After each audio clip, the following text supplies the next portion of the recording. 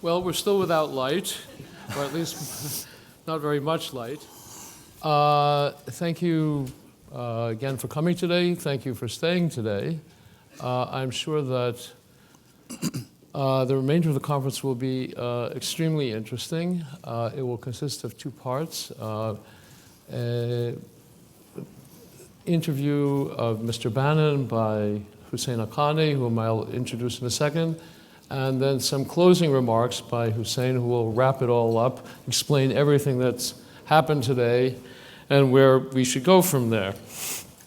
But throughout the day, you've seen my old friend and dear colleague Hussein Haqqani up here, but he hasn't, I think, so far been properly formally introduced. So let me say just a few words about Hussein. He is currently a senior fellow at the Hudson Institute. He has been the ambassador of Pakistan to the United States. He's a very knowledgeable man about the affairs of the Middle East, South and Central Asia, a very wise man in his judgments, and also a very brave man. And he's often had need of that courage because he has occasionally found himself in rather unfortunate circumstances. The trunks of cars of Secret Service people in Pakistan, a house arrest in Pakistan while he was still serving as ambassador. And throughout that, he has kept a remarkable degree of equanimity and also has managed to reflect on it without, he's certainly entitled to anger, but he didn't let that cloud his judgments.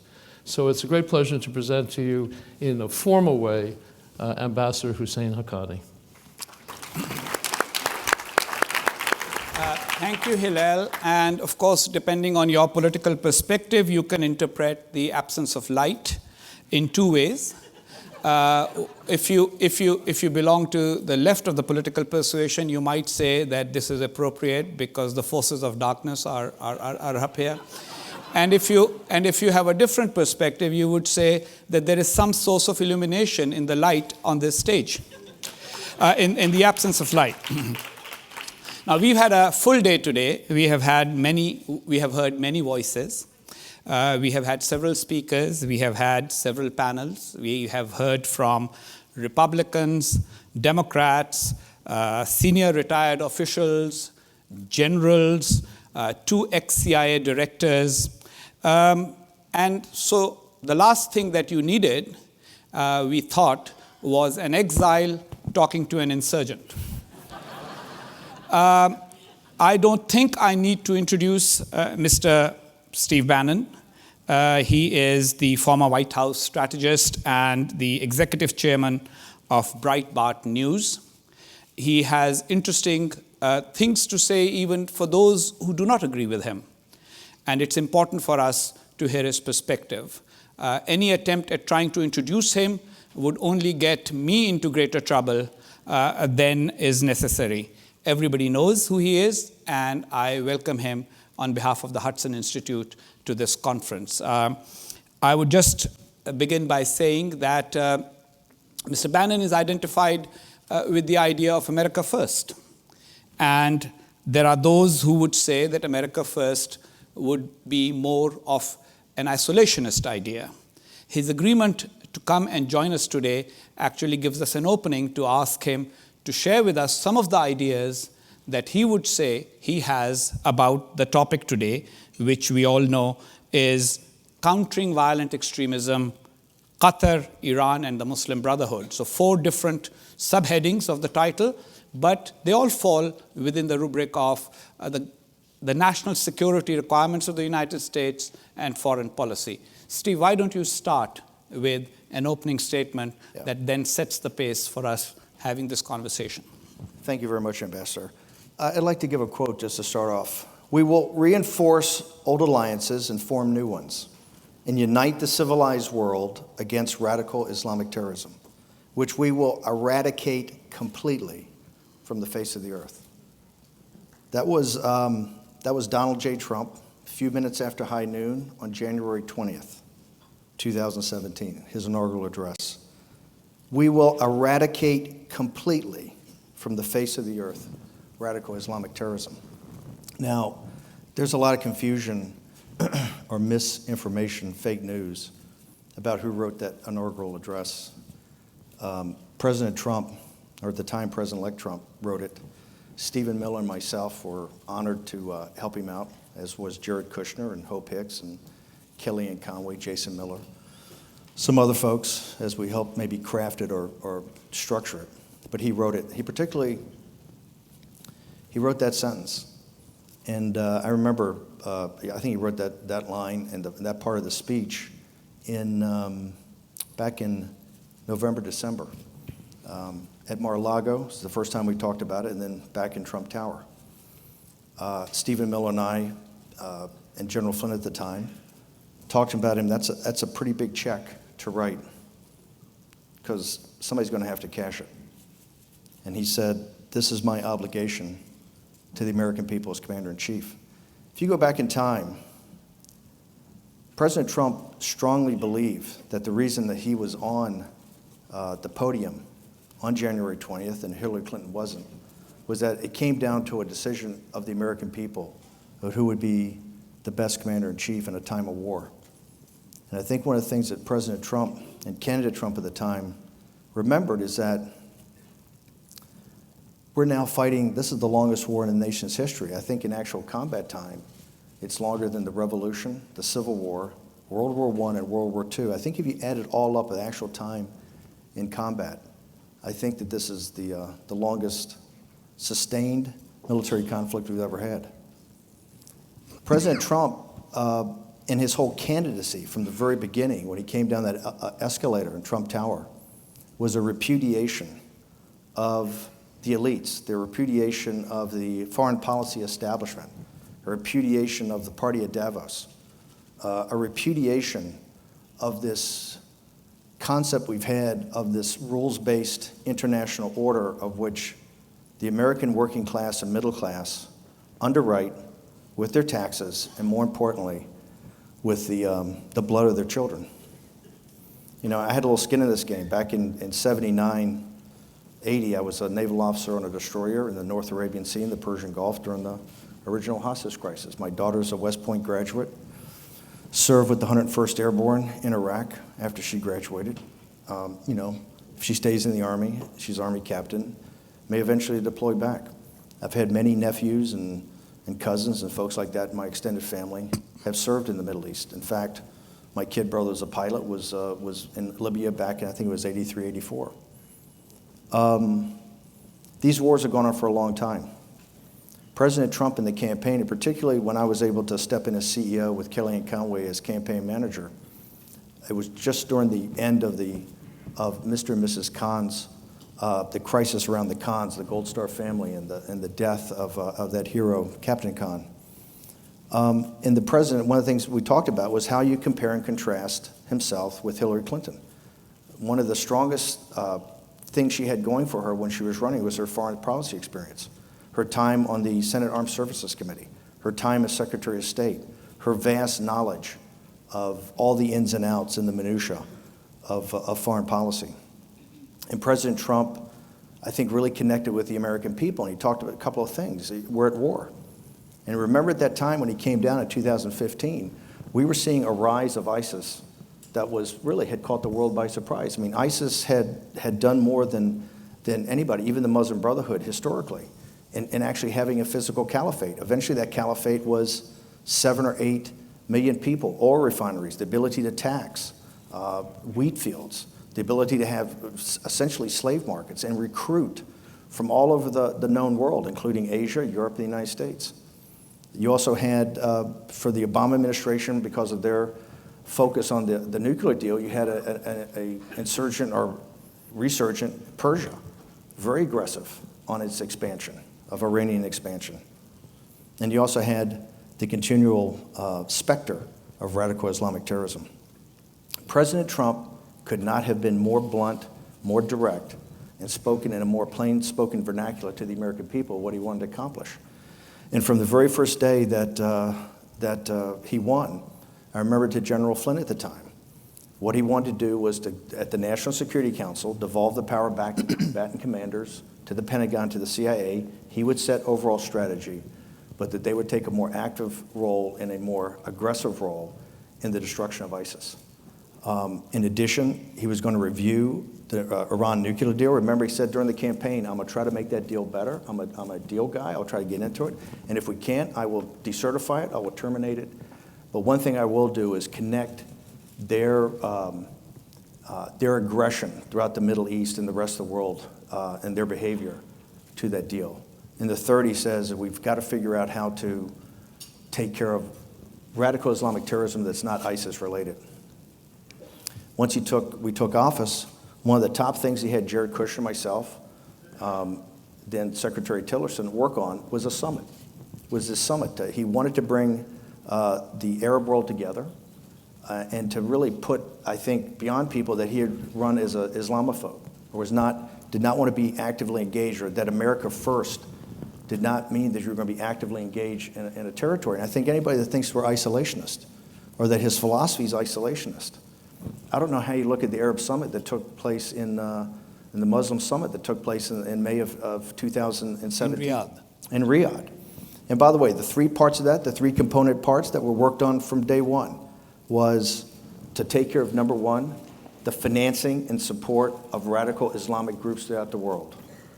Number two was to work with the Arab world and the Muslim world, particularly with people like General Sisi, had that great speech at Cairo a few years ago on New Year's Day, and to work with the Arab and Muslim world about the engagement of Islam with modernity and the ability of Islam to internally reform itself by Muslims doing it, not imposition of Western values on the Muslim world, but the Muslim world and the Islamic world reforming certain aspects of its religion and its faith that led to certain parts of this radicalization.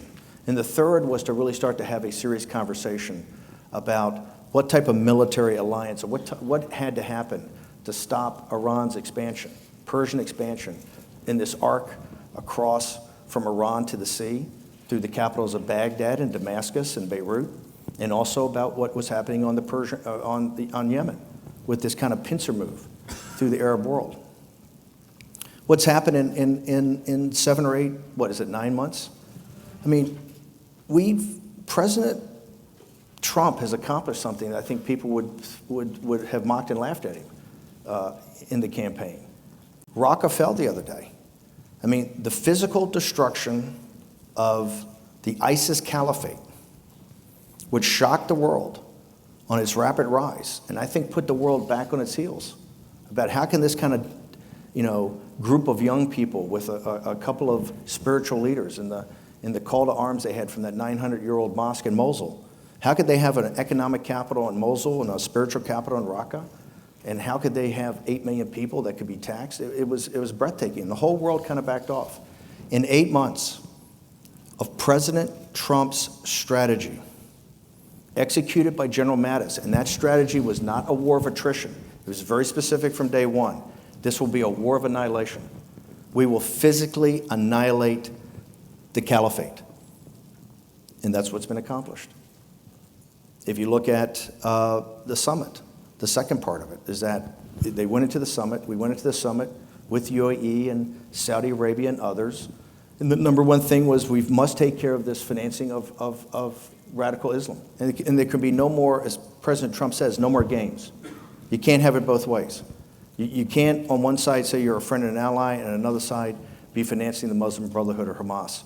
You can't be on our side and say you're a friend, and on the other side being, open to Iran, and particularly to Iran's aggressive warlike, the mullah's warlike posture to the United States and to the West, into the other Islamic countries, and that you can no longer have it both ways.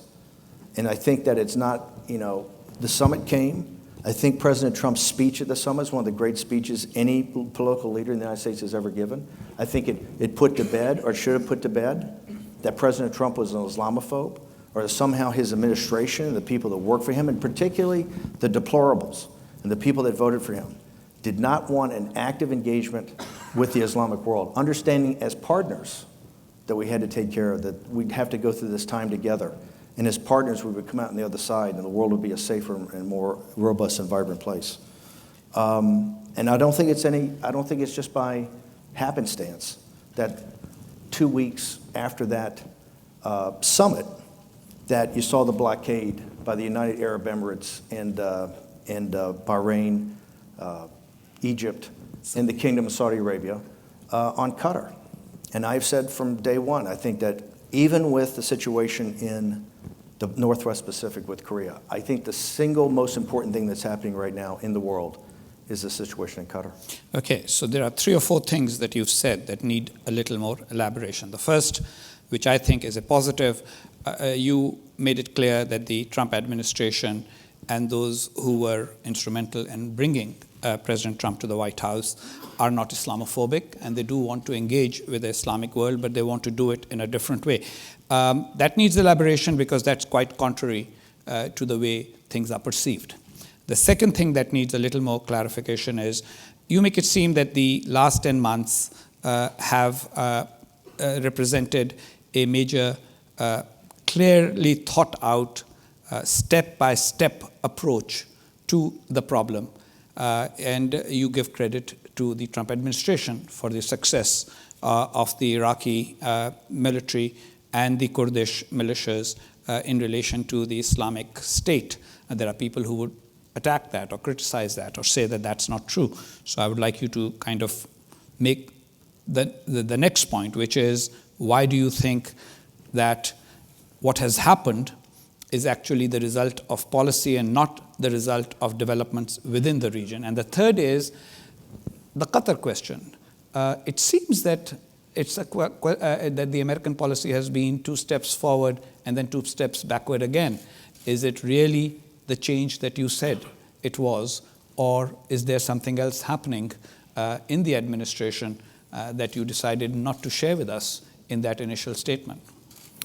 Let's take the first. I think that if you, number one, this whole thing of America first being isolationist or it's us against the world is, I just think it's total nonsense. He looks at the world in a different way. It's very, Walter Russell Mead would say Jacksonian. I think that President Trump looks at things in a Jacksonian that it's what's in the vital national security interest of the United States is what you should commit to.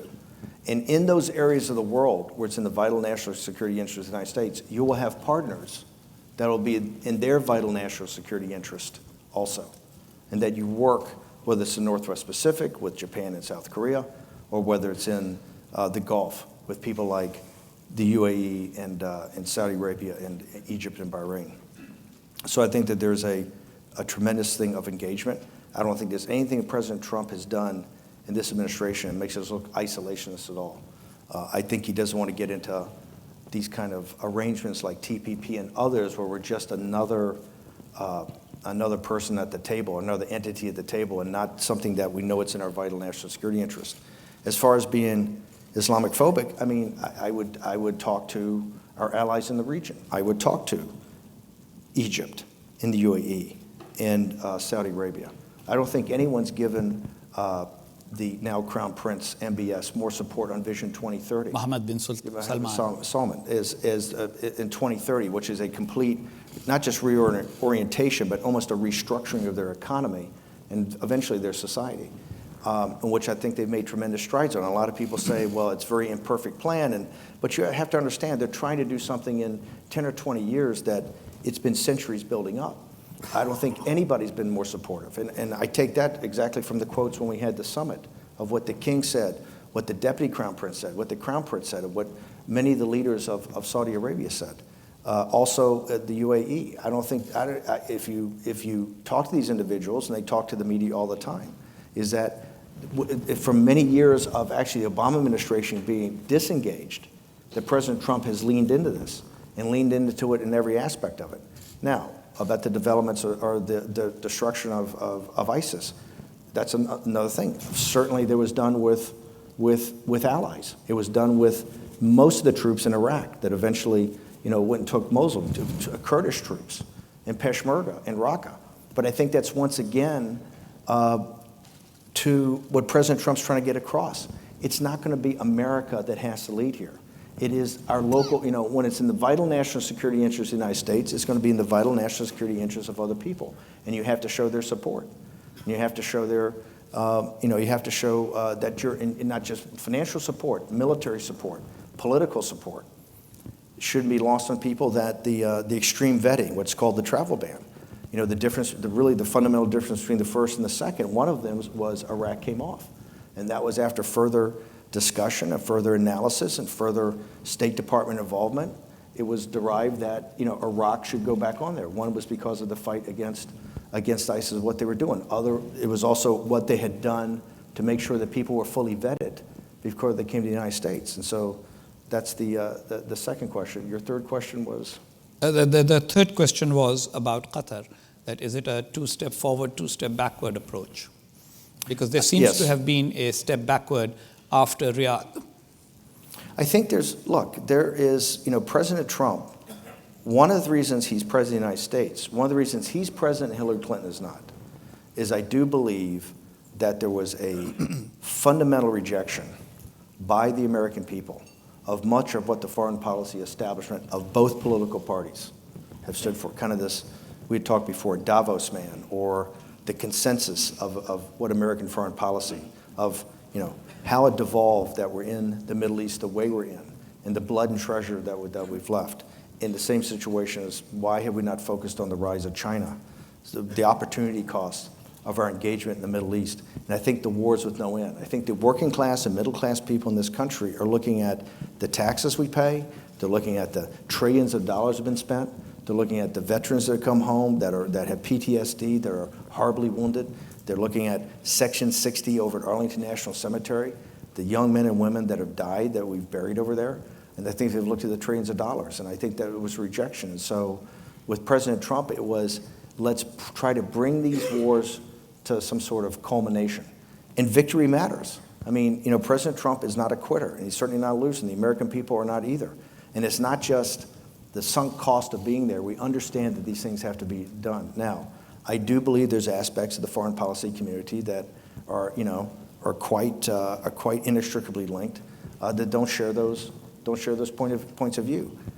I fundamentally believe that, particularly in Qatar and particularly after the summit, the Muslim summit, it was looked as an opportunity to be seized instead of a crisis to be managed, and that Qatar finally had to be called to account for their continual funding of the Muslim Brotherhood, their continual funding of Hamas, and their engagement with both Iran and, quite frankly, Turkey in the Gulf. And I think it was pretty, if you look at people on our side of the footprint, I realized at the time, in setting up the summit, and I'm not a foreign policy expert by far, but I took a very hard line in that, is that I thought the UAE and the Egyptians and the Kingdom of Saudi Arabia had a well thought through plan. I thought these had to bring that if we're going to stop the financing of radical Islamic terrorism, that it has to be cut off 100%.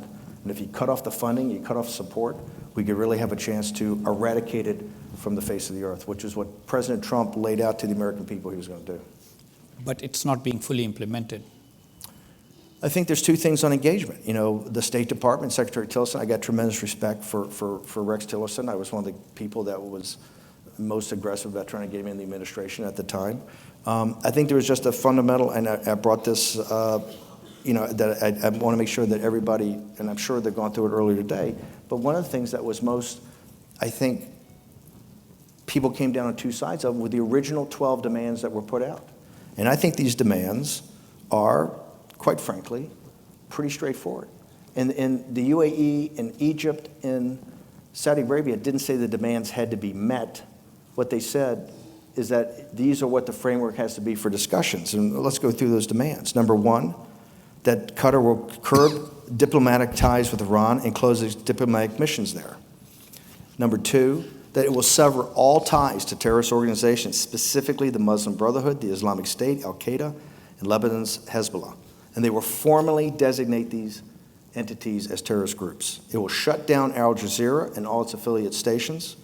It will also shut down outlets that Qatar funds, directly and indirectly, Arab B21, Rasid, Arabi Al-Jihad, Middle East Eye. It will immediately terminate the Turkish military presence in Qatar. It will stop all means of funding for individuals, groups, or organizations that have been designated as terrorists by Saudi Arabia, the UAE, Egypt, Bahrain, the U.S. It will hand over terrorist figures. It will end interference in sovereign countries' internal affairs. It will stop all contacts with political opposition in Saudi Arabia, the UAE, Egypt, and Bahrain. It will pay reparations for loss of life. It will consent to monthly audits and will align itself with other Gulf and Arab countries along the 2014 Memorandum of Understanding that I believe it was party to, reached with Saudi Arabia. Now, I realize some people think that's over the top, and some people think that Qatar would essentially give up its foreign policy if it did that. I don't say that I agree with maybe all of those, but I do agree that I thought that was a pretty good construct of which to sit down. And I believe it's a construct today, and I believe it's well within the rights of people that we agreed at that summit. There was an agreement that there was going to be an effort to have a 100% cutoff of the funding of radical Islamic terrorism. And I believe our allies in that region, UAE, Egypt, and Saudi Arabia, not only agreed to that, they were the drivers of that. And you think that they are, as drivers, implementing it firmly, whereas Qatar is not implementing the mechanisms that will stop terror financing? What do you mean, in their own country? Meaning Saudi Arabia, UAE, you think that they are no longer doing anything that can be construed as supporting any radical Islamist groups. We know that the UAE runs a major anti-extremism effort. But there have been people who say that other countries in the region have not firmly. Let's talk about the Kingdom of Saudi Arabia, because I think everybody will throw up right away, but they're just as bad. Look at the tectonic plate shifts we've had from the summit, and this is why I think it's not fair to President Trump. And I'm not here as his apologist. I'm here as just a guy that's a veteran. Maybe his advocate, not his apologist. Okay, I am his advocate, but also a parent and a veteran and a taxpayer and a citizen. What's been accomplished in a very short period of time, to me, is amazing. I don't think he's gotten the credit for this summit, because I think this summit was incredibly important. I think it was important in the Muslim world. I think it was important in the Arab world. I think it was important to show that the United States was fully engaged. It wasn't a bunch of happy talk, and action was going to take place from that. If you look at Saudi Arabia, they've had a pretty big fundamental change since that summit. Deputy Crown Prince then is now the Crown Prince. I think it was 2 weeks ago or 3 weeks ago, there were 1,000 clerics that were, I don't know if rounded up or somehow put under house arrest, whatever. I realized that the opposition party, New York Times, refers to them, most of them, as liberal scholars, right? I would respectfully submit, if you flip to an intelligence report or two. I will have to sort of, stand up for the New York Times here. They're not the opposition party. They're people who disagree with you, just as you disagree with them, right? I could not have disagreed more. Well, that's a debate for another time. But I think that there's been huge changes in Saudi Arabia. I was also just joking. I know, Ambassador. But I think Saudi Arabia, I think people realize that there are definitely issues with other countries. I think they're making an effort, but it's nowhere near of what Qatar and its active involvement with that. And also, I would say that Qatar has run a influence operation here since this all came about. They spent millions of dollars to try to change the opinion of congressmen and thinkers and think tanks and the elites in this city. And well, they had a story today that said that you are being paid by one of the other Gulf countries to influence opinion the same way. Yeah. So, but that's a company I have nothing to do with. Okay, right. It was a company. Now, hang on. Yeah. But it's a good point. They're a company that somehow has taken, has some sort of financial relationship. I have nothing to do with those guys. Okay. But I understand how the Qataris are trying to throw that up to chop block me before I come. And by the way, that's all in the fair play in this thing. However, I think they're both missing the point. The one that came out the article with me today, and also their other influence operation, is that the American people can't be fooled about this. The American people, I think that's one of the powers of President Trump, and it is a power of him as a candidate. He can connect to the American working class, the American middle class, in a very plain-spoken vernacular. And I'm a huge believer in the common sense and decency and judgment of what we call the common man, right? That's why I'm a populist. And I'd rather depend upon their judgment. And in fact, we were in Fairhope, Alabama a couple of weeks ago for Judge Moore in an old barn with a sawdust floor. And I said at the time, I would take the first 100 people that came to that rally to govern the country than the top 100 partners at Goldman Sachs. I'd want to reiterate that I would take the top 100 to form our foreign policy than the top first 100 at Davos. That I think it's that important. And those people are not going to be convinced that Qatar, continue to finance the Muslim Brotherhood, Hamas, and being in bed with Iran is a good thing. We're towards the end of the session. General Petraeus this morning said that you can't just use Delta Force operations and drones to get rid of the problem of radical Islamist extremism and terrorism, that this may actually end up being a multi-generational issue, and that the same may apply to the containment of Iran.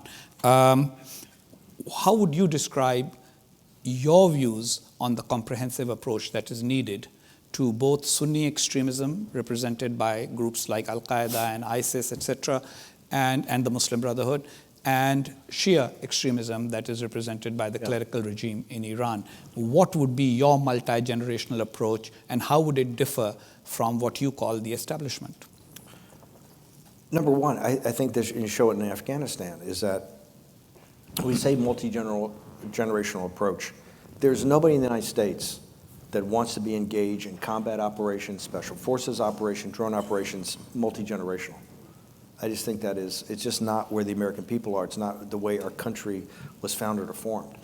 I think that the summit, I think this was so important about how President Trump structured the summit and what he wanted to accomplish. We're prepared to be allies. What we don't want is these countries to be protectorates. It's a big difference. We're prepared to be allies. That's why I think the action against Qatar was so important. And that's why I keep telling people all the time that actually what's happening in Qatar is every bit as important as what's happening in North Korea. That in Qatar, all the themes come out, right? And I think it's very important that and our allies in Egypt, in the UAE, in Saudi Arabia, understand that we're there for them.